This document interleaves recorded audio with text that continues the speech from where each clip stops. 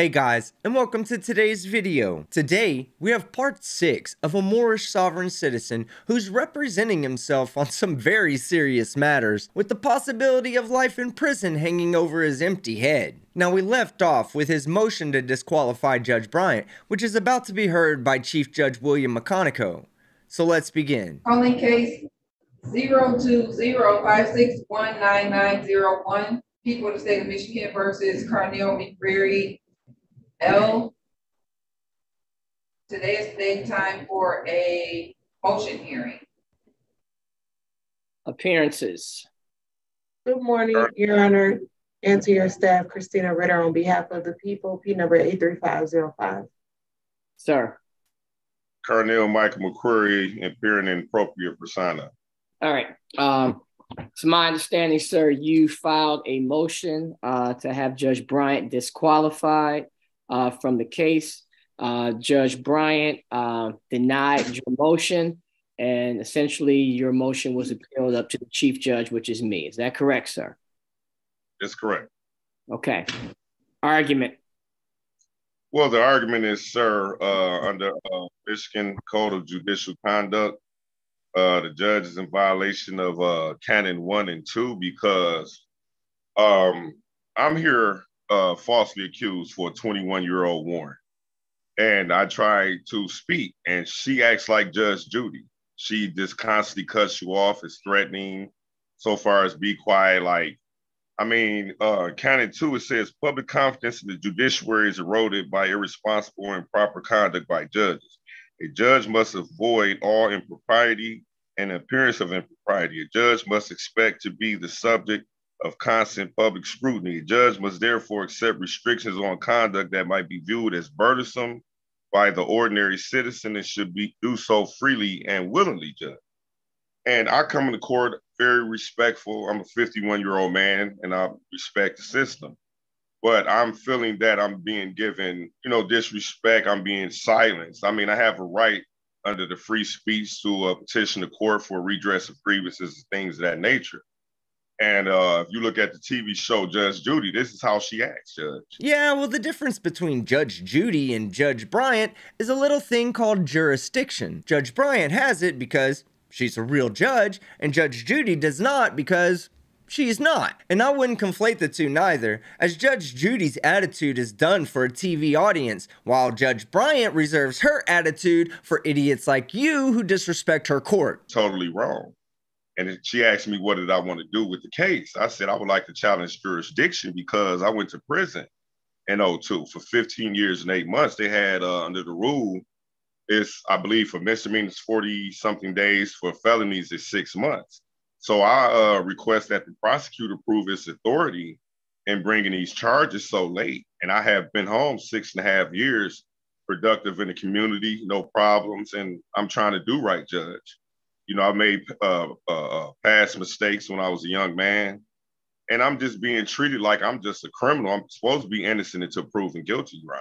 A couple of things to take away from that. One, you spent 15 years in prison and you still think the state doesn't have jurisdiction over you? And two, you say you've been a productive member of society since leaving prison, while at the same time being on trial for attempted murder of your own brother. So I'm not trying to disrupt this court. I'm not trying to cause you guys hardships or anything, things of that nature. And my due process is being violated, Judge. That's all. I want to just get this case so it wouldn't be left alone. I'm a grandfather. I have children. And DPD has retaliated against me, Judge. And I know this is a Detroit police court. And I would like an investigation as to things that's been going on by the prosecutor's office, because Kim Worthy and her subordinates are retaliating against me. There's actual proof. At this point, I don't know if you're familiar with Bill Proctor. He's representing me in this matter and another matter so far as investigations for years of, hardships and tyranny committed against me by the system here in Wayne County. So this is all I want, a fair shake judge, a judge who's going to give me due process and give me what I'm entitled to according to law. And that's it, sir. Okay. Ms. Ritter, would you like to respond in any way? Judge, the only response that people have is that this is a case from 2002. It's a misdemeanor assault and battery case. Judge, from my recollection of the prior hearing with Judge Bryant, I do believe, if I'm not mistaken, that it was an arraignment process. And as the court was trying to proceed with the process, I do remember Mr. McCreary interrupting the judge while she was trying to make the record. But the people have not gotten to the point where, because Mr. Carnell was disruptive during the proceedings, the people didn't get to the point where there was another pretrial date set where the people could actually see if we're able to move forward on this 2002 case, Judge. In other words, you couldn't exercise your Fifth Amendment right to shut the hell up long enough for Judge Bryant to arraign you, and she probably would have just thrown out the case. I covered that hearing, and Judge Bryant literally told him that there's a certain way that her courtroom handles older cases like his, but he insisted on running that sovereign citizen script by requesting her recusal instead of letting her just fix the problem for him. I have a rebuttal. Yes.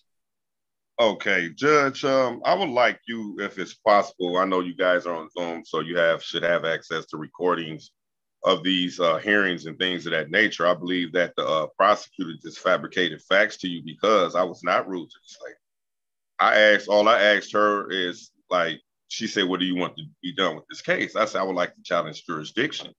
And Michigan and federal law requires once jurisdiction is challenged, it must be proven. How is it that the prosecutor knows statute of limitations? They're licensed. I'm not licensed. I've studied for years in prison.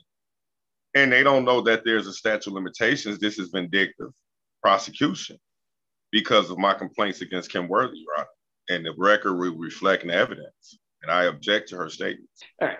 Court having had a chance to hear the arguments of the moving party, as well as the arguments of the prosecutor.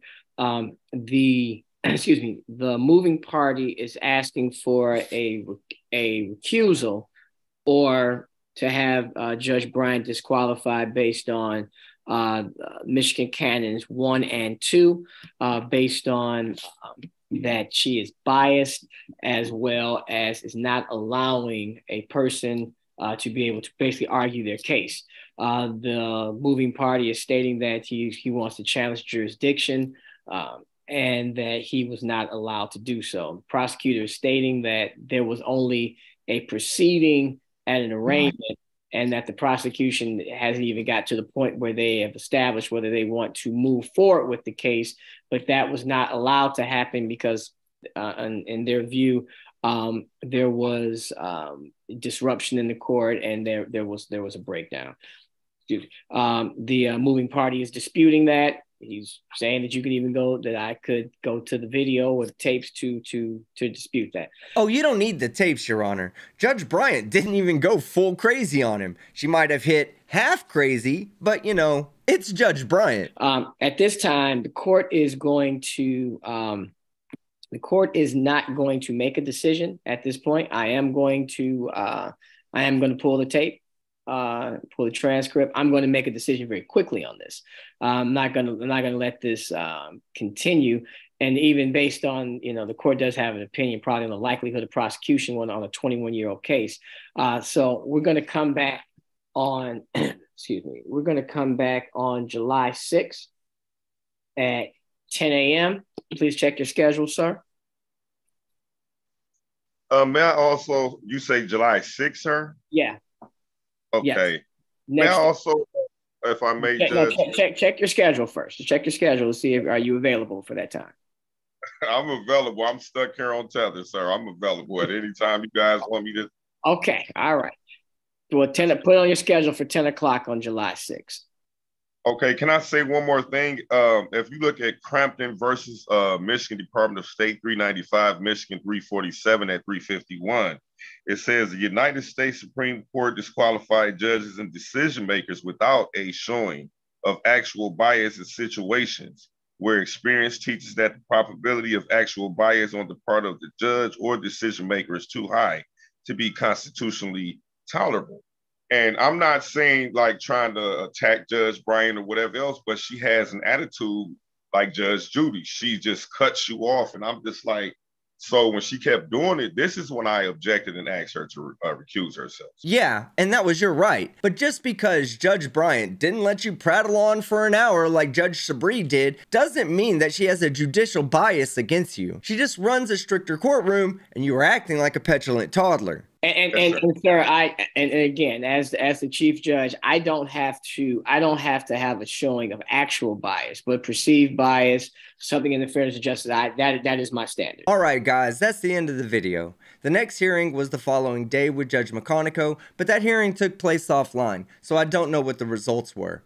All I do know is the next time we see him, he'll either be back in Judge Bryant's courtroom, in another courtroom as Judge Bryant would have been recused, or back in Judge Sabri's courtroom for his attempted murder case. So if you liked the video, leave a like. If you disliked it, leave a dislike. But don't forget to leave a comment below and subscribe with notifications on so you don't miss any of my content. I'm Team Skeptic, and I'm out.